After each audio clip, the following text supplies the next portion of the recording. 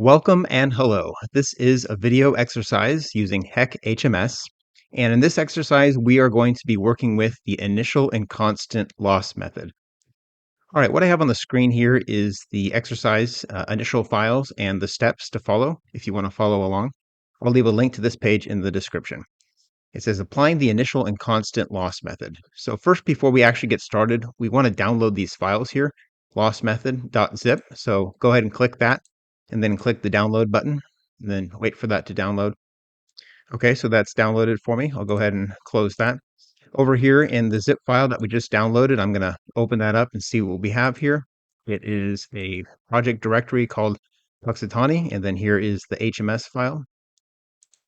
Okay, so I'm going to just drag this to my target directory where I want to save it. Just drag that right there, and then we can close, and then I'll delete the zip file. All right, so I'm going to open up the HMS project inside this directory. Here's my HMS, and then open, browse, and then here's the project, and then here's the .hms file. So I'm going to go ahead and select that, which opens it. All right. Let's go ahead and first open up the basin map by just expanding the basin models directory and then clicking on our basin here, which is named Mahoney Creek. All right, what we see here is a gridded sub-basin. It's a watershed here with a single sub-basin.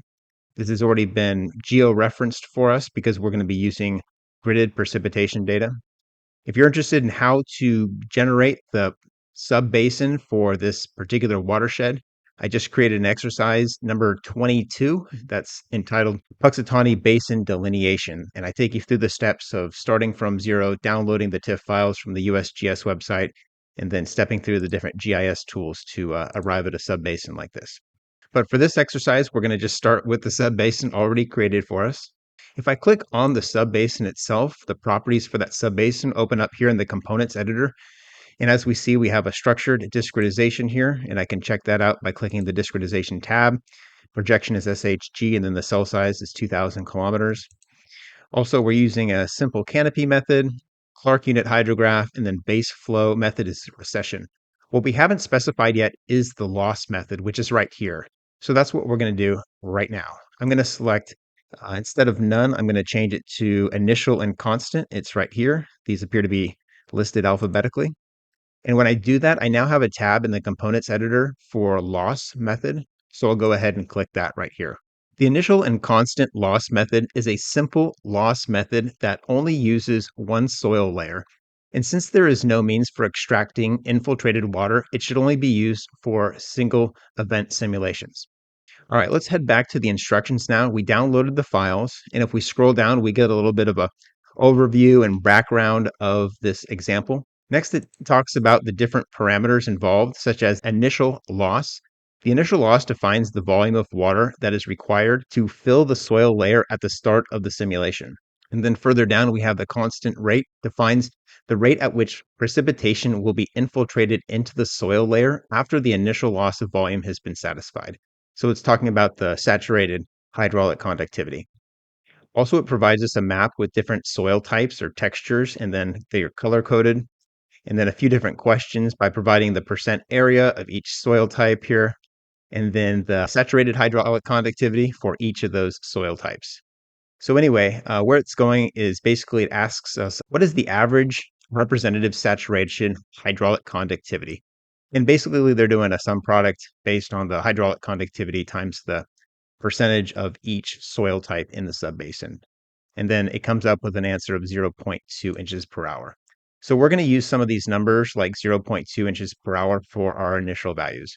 The third and final parameter is the percent impervious. All right, so about halfway down the page here, we get to this section where it says modify the existing HMS project. This is where the steps begin. And we've already completed the first 4 steps here. On step 5, we're going to go ahead and actually enter the data. So we're on the loss tab here in the components editor. The instructions tell us to start with these numbers here. The initial loss is going to be 2 inches, and then the constant rate, the infiltration rate saturated will be 0.2 inches. And then the percent impervious will be 0%. We're going to leave the percent impervious at 0% for the entire exercise. All right, the next few steps tell us to create a simulation run, select it, and then run the simulation. So let's do that. I'm going to go up to here, Compute Simulation Run Manager. And then what I'm going to do is click New and then give it a name. Next. All right. The basin we want to select is our only basin to select is Mahoney Creek. Next. This is our meteorologic model. Next. And then here's our control specification. A lot of these project elements have already been created for us, so we just have to create the simulation itself. So that simulation has been created. Here it is, September 2018, initial constant. And then what I want to do is just peek at the data itself that we entered. For instance, the control specification. What we have here is a September 7th through the 23rd. So we have about 2.5 weeks of simulation runtime at a 15-minute time step. The meteorologic model is called MRMS, and we're using gridded precipitation and then also a monthly average method for evapotranspiration. We can look at that evapotranspiration values right here. Here's the monthly values, and of course, we're only dealing with September. As far as the gridded precipitation here, this is MRMS is the name of the grid, so we could go ahead and open up that data, or at least the reference to it, because this is a DSS file with a specific path, so we could chase that down and look at the data if we wanted. Okay, well, anyway, let's go ahead and run the model with our initial values here. So just to remind us what those values are, it's going to be 2 for the initial loss, 0.2 for the constant rate, and of course 0 for percent impervious. Click the Run button, and then that's done. All right, let's go ahead and with the subbasin selected, click on the Graph button here. And what we see on top is the hyetograph, and then on the bottom is the hydrograph.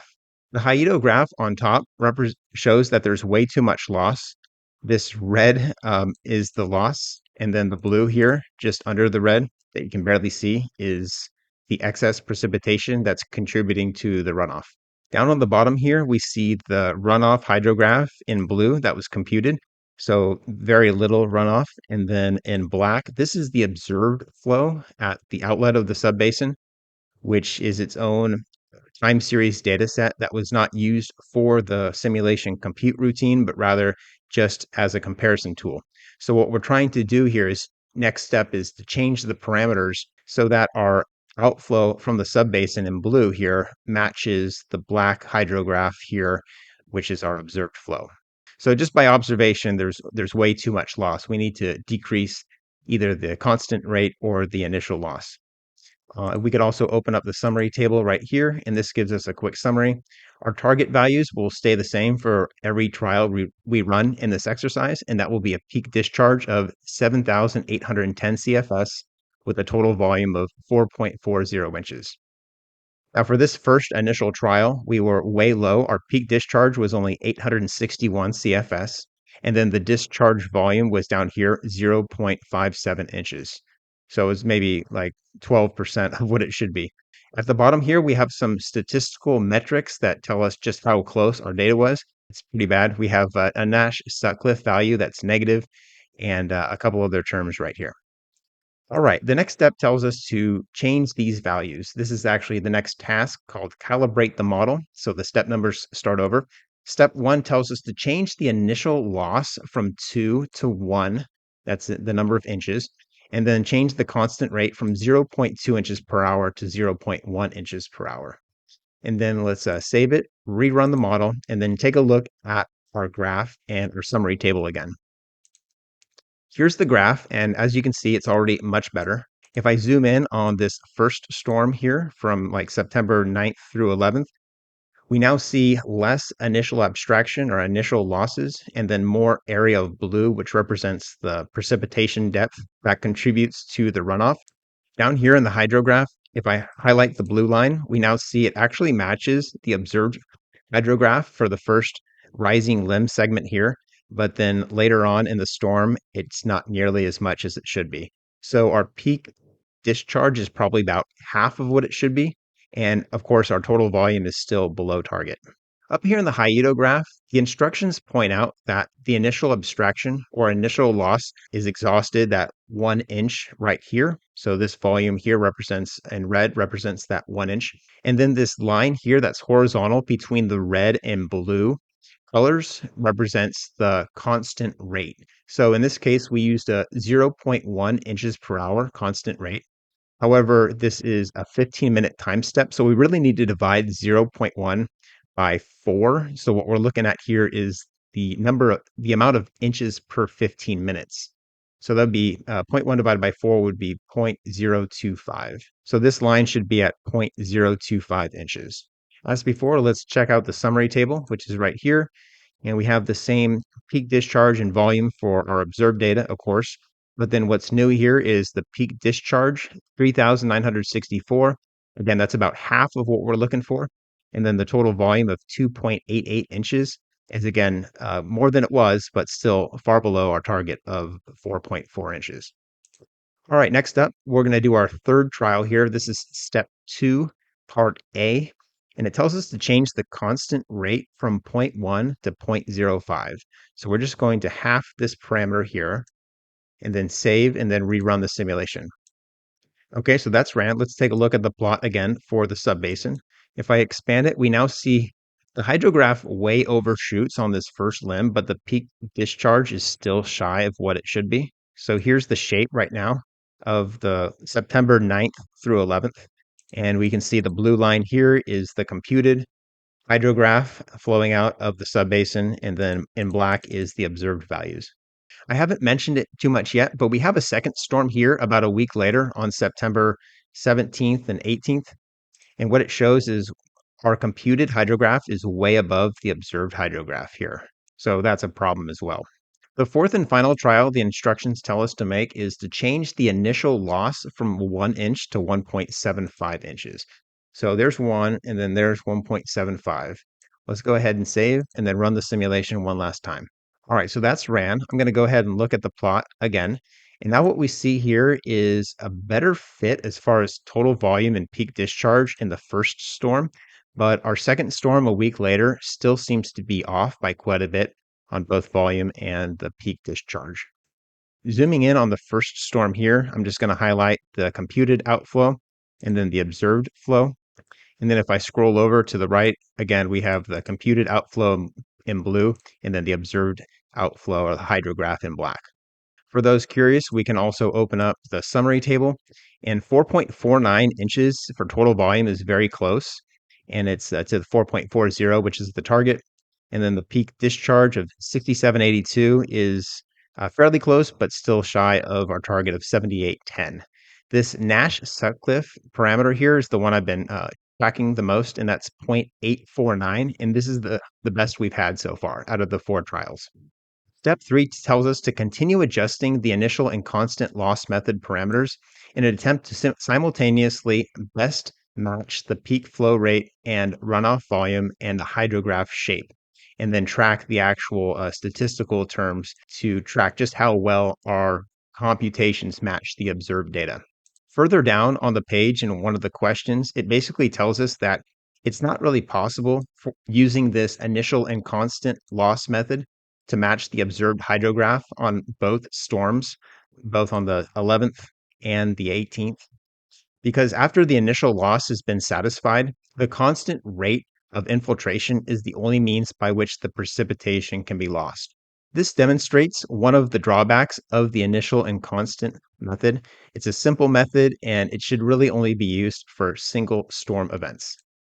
To summarize the results from the 4 trials, I got a table here up in Excel.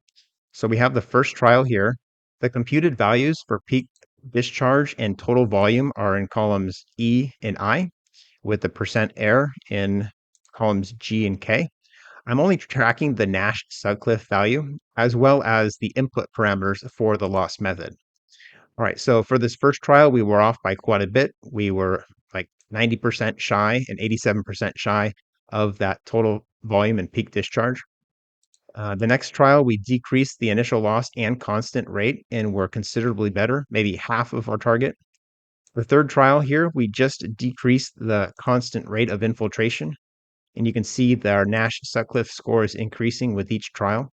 And then the final trial here was the fourth one, where we kept the constant infiltration rate at 0.5, but then increased the initial loss. So our final Nash-Sutcliffe value was 0.849, and these are the results that I was tracking for this exercise. Well, that was our exercise using the initial and constant loss method in HEC HMS.